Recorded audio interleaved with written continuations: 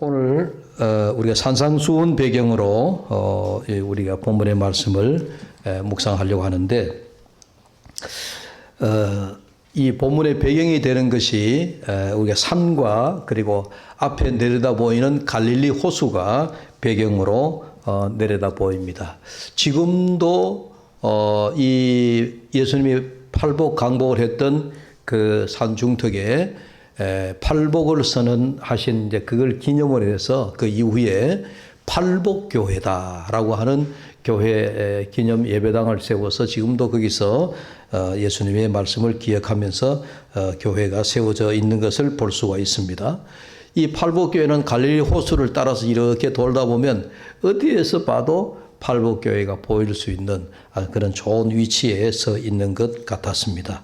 아무튼 예수님께서 바로 이 팔복교회가 서 있는 이곳에서 제자들과 수많은 무리들에게 말씀을 가르치는데 오늘 성경에 보면 예수님의 첫 번 가르침이다 하는 것을 알 수가 있고 또 이 비밀의 말씀이 곧 우리 천국의 비밀의 말씀이다. 그렇게 우리에게 알려져 있습니다. 우리가 흔히 산상수훈이다 그렇게 종종 말을 합니다. 여러분 본문 5장 1절의 말씀을 보시면 이런 말씀이 있죠. 다 같이 함께 보겠습니다. 예수께서 무리를 보시고 산에 올라가 앉으시니 제자들이 나온지라 그랬습니다. 여러분 여기 보면은 뭐랄까요? 우리가 오늘 예수님 말씀하신 자연적인 갈릴리 호수나 또 산을 배경으로 하고 있는 이제 그런 모습도 우리가 이제 눈여겨 보여지지만은 이 무대에서 그 우리가 등장하고 있는 인물이라 할까요? 그런 등장하고 있는 사람들을 보니까 그 첫 번째가 무리들이라 이렇게 얘기를 하고 있습니다. 그러면 여러분 생각 이 무리들은 도대체 어떤 무리들이냐 하는 그런 생각을 꼭 가지실런지 모르겠는데 우리가 말씀해 보면 그 5장 끝나는 그 앞에 4장 마지막 25절에 무리들을 이렇게 소개하고 있습니다. 갈릴리와 데가볼리와 예루살렘과 유대와 요단강 건너편에서 수많은 무리가 따르니라. 이미 산으로 와 있는 이 무리들이 그냥 어느 순간에 이렇게 모여진 무리가 아니고 4장 끝나는 무렵에 보니까 이미 예수님을 따라서 갈릴리로부터 유대로부터 많은 사람들이 예수님의 소문을 이제 들었다 이 얘기죠. 초창기에. 그 소문을 듣고 따라온 무리들이다. 이 무리들을 지금 예수님이 한 곳에다가 집결을 해 놓으신 거예요. 그 집결해 놓은 장소가 지금 산 위에다라고 하는 이제 그런 말씀입니다. 근데 두 번째 나오는 사람이 또 있습니다. 무리들이 처음에 나왔죠. 그 다음에 두 번째는 제자들이 나왔다. 이렇게 말씀했습니다. 제자들. 예수님의 제자들. 근데 이 제자들도 이미 예수님이 우리가 마태복음 읽다 보면 12제자가 이후에 나옵니다. 그런데 이때 무슨 제자가 있었나 이런 생각 갖게 되어지잖아요. 근데 우리가 마태복음 4장에 보면 역시 예수님이 이미 제자 4사람을 불렀습니다. 아마 이 제자들은 12명의 모든 제자를 가르친 말씀은 아니다. 이렇게 봐지고요. 그러면은 이 제자들은 누구냐? 바로 이름 4장 18절에 보면 베드로와 그의 형제 안드레, 또 21절에 보면 야고보와 그의 형제 요한이다. 이렇게 얘기해가지고 다 베드로의 형제 또 야고보의 형제 4사람이에요. 이 4사람을 예수님이 제자로 부르셨다라고 하는 말씀이 4장 앞절에 나오게 되어지거든요. 그러니까 아마 여기에 5장에 등장하는 이 제자들은 이 4명의 제자를 가리키는 것이 아니냐 하는 그런 생각을 갖게 됩니다. 그게 크게 중요한 건 아니지만은 어쨌든 예수님의 산상수훈을 제일 먼저 듣는 사람이 바로 베드로의 형제, 야고보의 형제 4명의 제자들이었다 하는 그런 셈입니다.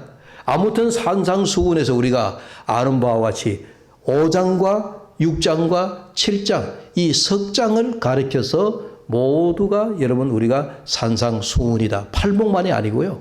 팔복만이 아니고 5, 6, 7장 석 장에 걸쳐서 나오는 모든 예수님의 입에서 나오는 말씀, 가르치신 말씀, 이 말씀이 모두가 산상수훈이다. 그렇게 우리가 말을 하고 있습니다. 그런데 제가 이 산상수훈 여러분들이 많이 보셨겠지만 제가 지난주에도 이 말씀을 보다가 여러분 보십시오. 5장 2절에 입을 열어 가르쳐 이르시되 하고 이제 팔복의 말씀부터 가르치잖아요. 쭉 가르치는데 어디서 끝난다고요? 몇 장에서 끝난다고요? 7장.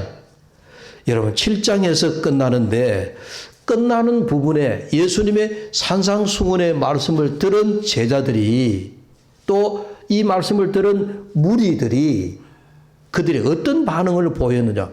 요즘 말하면 여러분 대학에서 어떤 특강 강사가 와가지고 한 2시간 특강을 다 했는데 특강을 다 듣고 나니까 야, 이 특강 강사가 이 어떤 사람이고 누구고 어디서 왔노? 뭐 이런 얘기하면서 특강을 들어보니까 너무 놀라운 말씀이다. 그러면서 막 특강이 끝나니까 특강을 들은 모든 학생들, 대학생들이 막 박수를 치면서 환호를 하는 거예요. 여러분 그런 장면 한번 생각해 보십시오. 그래서 7장 끝나는 무렵입니다. 예수님의 산상수훈을 들었던 무리들과 제자들의 평가의 말씀이에요. 자, 7장 28절, 29절을 볼까요? 7장 28절과 29절을 같이 읽겠습니다. 예수께서 이 말씀을 마치심에 무리들이 그의 가르치심에 놀라니 이는 그 가르치신 것이 권위 있는 자와 같고 그들의 서기관들과 같지 아니함일러라. 이게 말씀을 이렇게 밋밋하게 읽으니까 여러분 잘 못 감이 안 오시는 것 같은데 보십시오. 예수님이 5장 3절 8복에서 심령이 가난한 자는 복이 있나니부터 시작해서 주님이 열강을 하셨어요. 열강을 하셨단 말이에요. 열강하시죠. 예수님이 얼마나 힘주어서 산상수훈 열강을 딱 마치고 나니까 제자들이 박수 쳤다는 말은 안 하지만 그 표현이 뭐예요? 예수께서 이 말씀을 마치심에, 이 말씀은 뭐예요? 산상수훈의 말씀을 마치심에 무리들이 그의 가르치심에 어땠다고요? 놀랐다는 거예요. 네. 이 말씀을 제가 그동안 놓쳤던 것 같아요. 산상수훈을 가르쳤는데 제자들의 반응이 또 무리들의 반응이 와, 정말 이분이 도대체 어떻게 이런 말씀을 가르쳤느냐 이러면서 막 놀라더라 라고 하는 그런 이야기. 요즘 말하면 특강이 끝나고 난 다음에 막 그 들었는 모든 관중들이 막 일어서서 여러분 그런 거 봤잖아요. 너무 열광하고 그 특강 강의가 너무 놀라우면 앉아서 박수를 못 쳐요.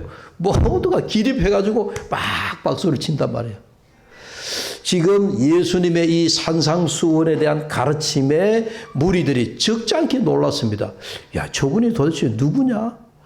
이분이 가르치는 것이 정말 권위 있는 자의 말씀이다. 이러면서 굉장히 놀라는 그런 놀라움의 표현을 제가 발견하게 되었어요. 무리들이 정말 놀랐구나. 아무튼 예수님의 가르치심에 대한 무리들의 반응이 이와 같았다 하는 것을 7장 마지막 절에 제가 잠시 봤고요. 자, 다시 또 5장으로 돌아와서 예수님의 가르치신 장소가 그 무대가 어디라 그랬죠? 산이라 그랬잖아요. 산. 여러분, 유독히 예수님의 말씀과 그 주변의 환경을 이렇게 우리가 사보험서에서 보다 보면 산이라고 하는 것이 많이 나와요. 그 예수님과 산하고 무슨 관계가 있을까? 그런 생각을 한번 좀 해봤습니다. 예수님과 산과 무슨 상관이 있느냐? 예. 그런데 놀랍게도 예수님께서 뭔가 놀라운 기적이나 놀라운 말씀이나 그런 것을 선포하실 때는요, 꼭 그 무대가 산이더라고요. 오늘 산상수훈 또 그렇게 해서 산이 배경으로 하고 있잖아요. 근데 유대 사람들의 그의 마음을 주님이 읽으셨는지는 모르겠지만 우리 구약 성경에 보면 이 산을 가리켜서 여호와의 거룩함이다 여호와의 거룩함을 나타내고 여호와의 거룩함을 인지하는 그런 말씀과 연관되어진 것을 나타낼 때는요, 꼭 산이라고 하는 그런 표현이 많이 나와요. 왜? 우리도 그냥 밋밋한 우리가 평지보다는 우리가 뭔가 놀라운 높고 계곡이 깊고 뭐라고 우리 산이라 그러면 우리 동네에 있는 우리 바로 옆에 있는 학산이라 그러는데 저희 요 학교 뒤쪽에 학산, 아니면 대구에는 우리가 팔공산, 앞산보다는 또 팔공산을 보면은 우리가 좀 더 경이로움이 들죠. 여러분들이 세계적으로 유명한 산들, 우리가 등산가는 아니라 할지라도 크고 높은 산, 유명한 산들 가보면요, 괜히 마음에 야, 이 산이 보통 산이 아니네, 그런 생각을 우리가 갖게 되어지는데, 시편에 이런 말씀이 나옵니다. 시편 24편 3절에 여호와의 산에 오를 자 누구며 그의 거룩한 곳에 설 자가 누구냐, 그렇게 말씀합니다. 보십시오. 여기에 여호와의 산에 오를 자 누구며 그의 거룩한 곳에 설 자가 누구냐라고 해서 마치 산을 가리켜서 거룩한 자가 오를 수 있는 곳이다, 이렇게 산과 거룩함을 뭐랄까요? 이렇게 매치시키는 것을 볼 수가 있습니다. 그래서 하나님께서 내가 거룩하니 너희도 거룩하라, 그렇게 말씀을 하셨잖아요. 그러니까 우리가 여호와의 산, 그 산에 오를 자는 거룩한 자가 오른다라고 그렇게 말씀하는 거 보면 이 산이 물론 은유적인 표현이겠지만은 상징적인 표현이겠지만은 그냥 우리가 말하는 산이 아니라 여호와의 임재가 있고 또 여호와의 거룩한 산을 거룩함을 나타내는데 그게 동원되는 은유적인 표현이 산이구나 하는 것을 우리가 알 수 있다는 얘기죠. 자, 그러면 예수님은 생애에 산을 몇 번 오르셨느냐? 그걸 제가 성경 읽으면서 한번 헤아려 보려고 그랬는데, 제가 다 짚어내지는 못했는데, 가장 먼저 떠오르는 것이 예수님께서 변화산에 오르셨어요. 변화산에 오르셨는데, 그 변화산, 여러분, 변화산에 오르셔가지고 예수님이 어떻게 됐죠?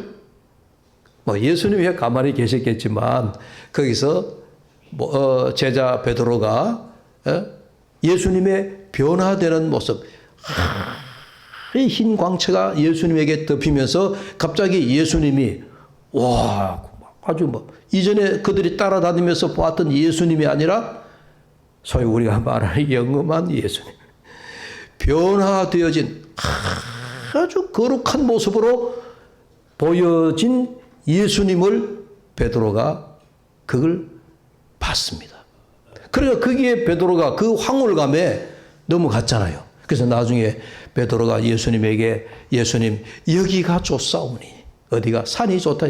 주님의 그 광채가 빛나서 변화되어진 그 주님, 이 변화산이 그 주님을 배우니 우리도 너무 성령이 충만한 것 같고 우리도 너무 뭐랄까요? 우리의 마음이 말할 수 없는, 형용할 수 없는 그런 우리가 기쁨으로 또 영의 자리에 우리가 들어와 있는 것 같으니까 이 산 내려가기 싫다는 거예요, 베드로가. 그래서 주님 앞에 여기가 좋사오니 여기 초막셋을 짓자 하는 그런 제안을 베드로가 했잖아요. 그 현장, 그 기적에 주님의 변화되어진 그 모습의 그 산, 그 이름을 가리켜서 변화산이다, 그렇게 불렀던 겁니다. 예. 이처럼 예수님은 변모하신 변화산을 비롯해서 많은 그 산과 관계가 있다 하는 그런 이야기입니다. 아무튼 이런 배경으로 한 산상수훈에서 첫 번째로 가르친 말씀이 오늘 이제 팔복에 대한 말씀을 하나하나 제가 다 이렇게 세부적으로는 다음에 또 말씀을 드리겠지만은 오늘은 주님이 8가지의 복을 먼저 선언하셨다, 선포하셨다. 그래서 우리가 팔복, 강복이라고 얘기하기도 하는데 이 팔복 8가지의 복을 선언하셨는데 아까 우리 무리들의 표현을 봤죠. 지금까지 들어보지 못했던 말씀이라는 거예요. 지금까지 이런 이야기를 해주는 사람도 없었다는 얘기예요. 야, 도대체 예수님의 말씀이 놀랍다는 거예요. 그런 반응을 보였잖아요. 여러분, 지금 우리가 봐도 그렇잖아요. 여러분, 복을 좋아하시죠? 복 싫어하는 사람 있을까요? 복. 왜 반응이 없으세요? 잘 안 들리세요? 오늘 마이크를 고쳐가지고 잘 들린다고 그랬는데 이런 복 싫어하시는 분 계세요? 없죠? 우리도 다 복을 좋아하는데 그런데 예수님이 우리에게 강복하신 그 8가지의 복은 지금까지 우리가 생각하고 들어본 복의 개념하고는 어떻게 해요? 차원이 다른 복에 대한 말씀을 주고 계시더라 하는 이야기예요. 여러분 바라기는 예수님이 주신 이 팔복이 저와 여러분의 진정한 복이 되시기를 주의 이름으로 축복합니다. 예, 정말 이 복을 우리가 받아야 돼요. 새롭게 이 팔복을 묵상해 보지만은 팔복은 아무리 봐도 너무 귀한 말씀이에요. 근데 제가 오늘 이 팔복을 보면서 오늘 말씀의 제목에도 그렇게 하지만 사람됨의 가르침이다. 예수님이 가장 먼저 입을 열어서 선포하신 이 산상수훈에서 우리에게 주신 팔복의 말씀은 복에 대한 말씀이라기보다는 사람됨의 가르침이다. 사람됨의 근본에 대한 말씀. 그러니까 우리 사람의 마음과 관련된 말씀입니다. 우리의 심성과 관련되어진 말씀. 혹은 우리의 성품과도 관련되어진 그런 아주 마음의 근본을 주님이 말씀하고 계시더라 하는 얘기예요. 여러분 우리가 모두가 어머니 뱃속에서 나왔지만 사람이 어머니 뱃속에서 모태에서 태어났다고 해가지고 우리 모두가 그냥 가만히 있어 사람이 됩니까? 어떻게 사람이 되죠? 배우고 가르침을 받고 또 우리가 경험하고 이를테면 우리가 눈으로 보고 귀로 듣고 우리가 손발로 경험하고 우리 많은 인생 경험들을 통해서 경험함으로 해가지고 우리가 점점 어떻게 돼가는 겁니까? 사람다운 사람으로 우리가 변화되어져 가는 거예요. 태어났는데 그냥 내버려 두면 여러분 옛날 영화 가운데 늑대인간이라고 하는 영화 보셨죠? 태어나가지고 인간이 사람의 손에 의하여 길러지지 않고 이 늑대가 이 아이를 가난하기를 물고 가가지고 자기 늑대 굴에 가서 아이를 키우는데 아이가 우는 흉내도 똑같이 늑대와 같이 우 소리 내고 예? 2발로 걷는 것이 아니라 4발로 자기를 키워준 늑대가 어머니로 생각하고 4발로 걸음 걷고 그런 늑대 인간이 여러분 발견이 돼가지고 사람이 집에 데리고 왔는데 사람이 흉내를 내지 못하는 거예요. 말을 못하는 거죠. 아무튼 그렇습니다. 우리 사람도 태어남으로 해가지고 우리가 자동적으로 사람다운 사람이 되어가는 것이 아니라 오랜 시간과 노력과 투자를 통해서 사람다운 사람으로 변화되어져 가는 겁니다. 이것이 여러분 우리가 어디 보면 인생 공부라고 할 수도 있고 사람 공부라고도 할 수 있습니다. 지금도 우리는 인간으로서 어떻게 살아야 할 것인가 하는 것을 우리가 공부하고 있는 겁니다. 예. 사람이 태어났다고 해서 다 사람이 아니라는 게. 그러니까 우리가 죽는 순간까지 우리는 고민하고 내가 어떻게 살아야 될까? 내가 뭘 하며 살아야 될까? 그저 죽지 못하여 마지 못하여 내가 사는 인생이 아니라 오늘 하루도 나의 삶의 의미가 무엇인가? 여러분 그런 것을 계속 고민하면서 우리가 살아가는 것 아닙니까? 여러분 사람 공부를 그러니까 목사님 그게 예수 믿는 거하고 뭔 상관이 있습니까? 이렇게 여러분들이 속으로 질문하실는지 모릅니다. 여러분 제가 그 생각해 봤어요. 그래서 제가 생각해 보기를 사람 공부한다는 거하고 우리가 예수 믿는다라고 하는 거하고 이게 별반 얘기가 틀린 얘기가 아니겠다. 왜냐하면 제가 왜 이 생각을 했냐면 여러분 정말 사람 같지 않게 살던 사람이 예수 믿고 올바르게 사는 사람들을 여러분 보셨잖아요. 그렇죠? 사람다운 사람으로 살지 못하고 엉망으로 살던 사람이 예수 잘 믿고 그 이후에 사람이 변화되어서 새 사람이 되어가지고 살아가는 그런 모습 보잖아요. 여러분 보십시오. 우리 예수 잘 믿으면은 제대로 된 사람이 된다니까요. 할렐루야. 네. 예수 잘 믿으면 그러니까 우리가 사람됨의 이 공부는 곧 예수 잘 믿는 그런 일이다. 왜냐하면 우리 인간이 하나님의 형상을 닮은 인간이잖아요. 그러니까 우리가 사람 공부한다는 이 말은 달리 여러분들이 표현을 바꾸자면 하나님을 닮아가는 모습으로 하나님의 마음을 배워가는 모습으로 우리가 살고자 하는 그런 우리 인생 공부다. 그렇게 생각하시면 됩니다. 제가 문득 그런 생각이 들더라고요. 지난주에도 기도 학생들하고 예배를 드리면서 고등학생들이 이 예배 시간에 가득 차서 예배를 드리는데 문득 제가 한 50년 전 우리 그 고등학생 시절로 갑자기 제가 확 돌아가는 것 같아요. 50년 전에 이 꿈 많던 청소년 시절에 내가 어떤 사람이 될까, 뭘 하며 살까 그런 생각이 막 들면서 그러면서 또 한편으로는 청소년 시기에는 꿈도 많지만 방황도 많다. 그렇잖아요. 이 길로 갈까 저 길로 갈까 이런 사람이 될까 저런 사람이 될까. 꿈 많던 청소년이 한때는 방황의 길로 접어들어가지고 공부도 못하고 막 그런 시절도 있더라는 얘기예요. 그런데 그때를 생각해 보니까 내가 어떤 길을 걸어야 되느냐 어떤 인생을 살아야 되느냐라고 생각하다가 교회 다니기 시작하면서부터 성경을 읽는데 요한복음 14장 6절에 예수께서 이르시되 예수께서 대답하시되 내가 곧 길이요 진리요 생명이니라고 하는 말씀을 딱 보았는데 여러분 제 머리가 갑자기 섬광에 내가 예수님께서 내가 곧 길이요 주님 그 자체가 길이라고 하는데 예수께로 가면 내가 어떤 길을 가야 될 것이냐 방황하지는 않겠구나. 예수께서 나는 진리요 라고 말씀하시는데 꿈 많던 청소년 시절에 내가 어떤 사람이 되어야 정말 의미 있는 인생을 살 것이냐 고민하며 방황하던 때에 예수님께서 내가 진리다. 주님 자체가 진리라고 말씀하시는데 이분에게 내가 가면 내 인생이 잘못되지 않겠구나. 그런 적이 있었다는 거예요. 여러분 우리가 지난 여름에 몹시도 더웠는데 여러분 더운 여름 날씨에 갈증을 많이 느끼잖아요. 예수님께서 그런 말씀하시죠. 내가 주는 이 생수 이 물을 먹는 자마다 어떻게 하리라고요? 다시는 목마르지 않다? 목마르지 아니하리라.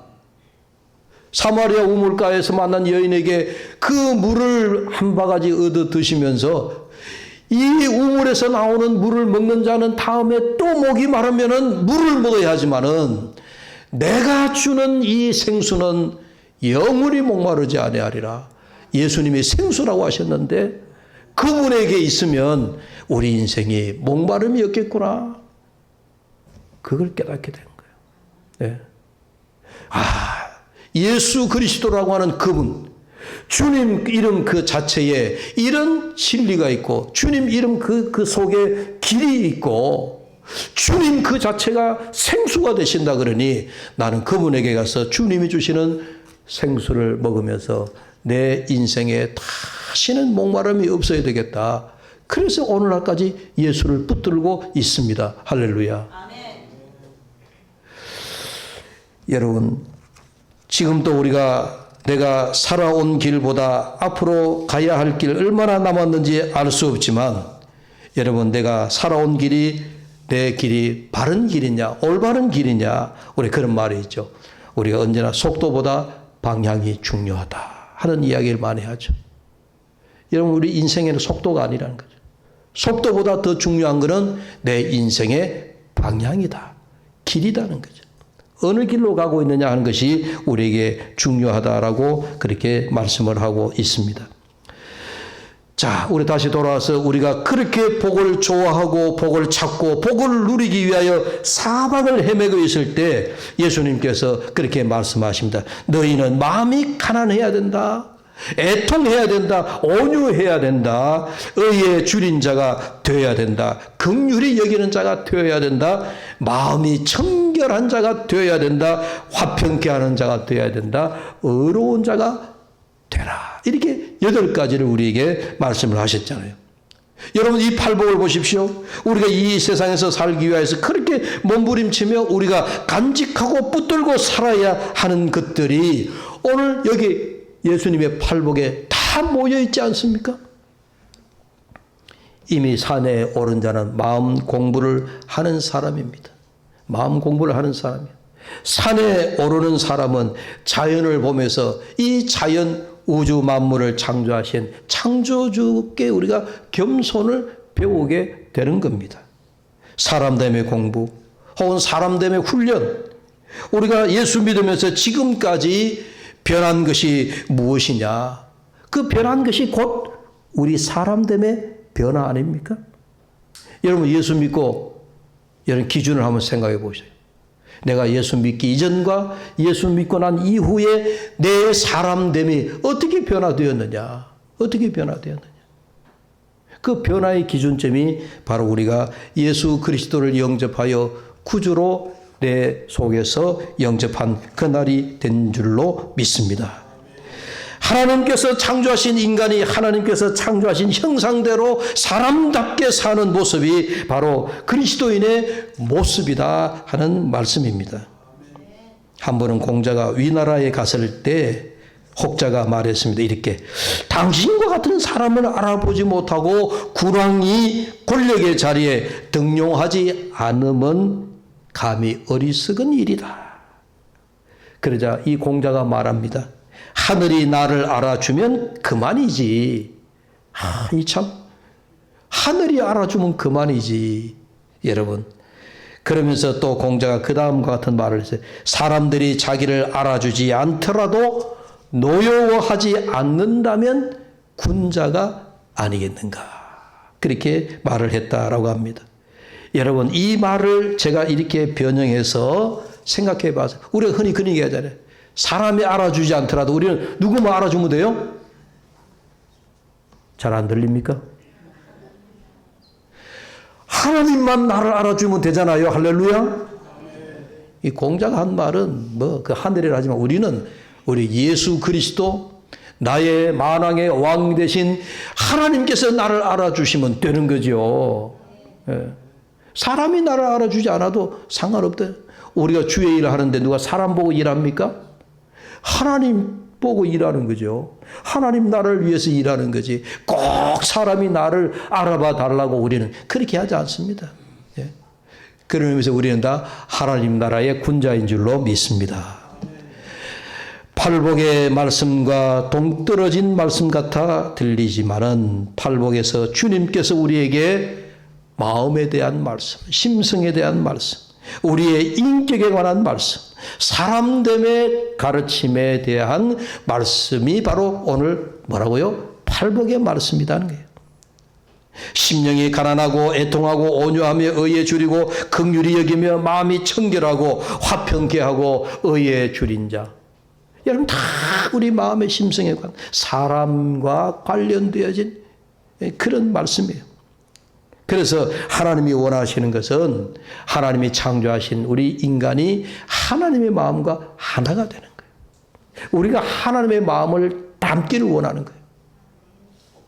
우리가 하나님과 같은 그런 모습으로 닮아가기를 원하는 것이 하나님의 마음인데 오늘 그것을 예수님이 산상수훈에서 팔복에다가 담아서 너희가 이와 같은 모습으로 살아가면 바로 하나님을 닮아가는 모습이다. 그 말씀을 하고 계시더라 하는 말씀입니다.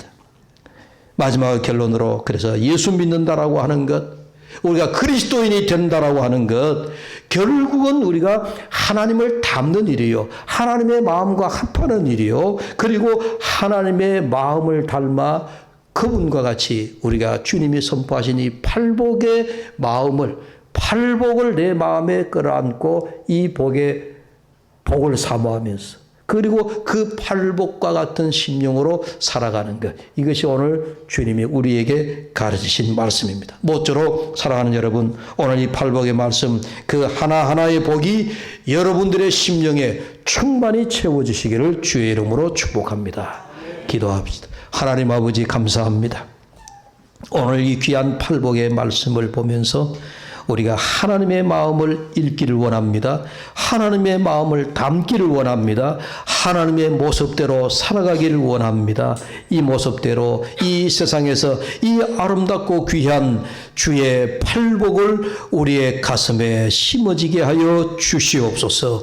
예수님의 이름으로 기도하옵나이다. 아멘.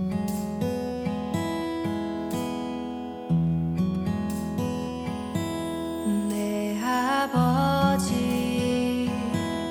그 품 안에서 내 영혼은 안전합니다. 주 손길로